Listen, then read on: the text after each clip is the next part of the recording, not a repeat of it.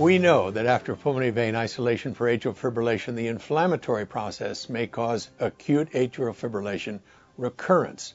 Now in JACC, researchers report on the efficacy of corticosteroid therapy for preventing atrial fibrillation recurrence after pulmonary vein isolation. They studied 125 patients with paroxysmal AF who were randomized to receive either intravenous hydrocortisone at 2 milligrams per kilogram the day of the procedure and oral prednisolone at 0.5 milligrams per kilogram per day for 3 days after the ablation, or a placebo.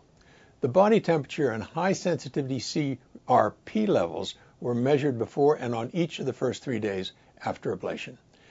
The researchers found that atrial fibrillation recurrence less than 3 days after the pulmonary vein isolation was 7% in the steroid group and 31% in the placebo group.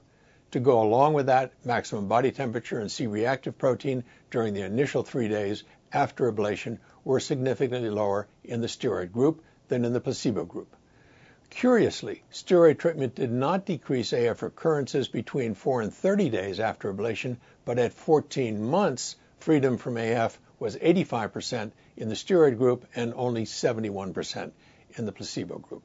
It may be that transient use of small amounts of steroids shortly after pulmonary vein isolation may be effective and safe for preventing not only immediate AF recurrences, but also AF recurrences during the midterm follow-up period.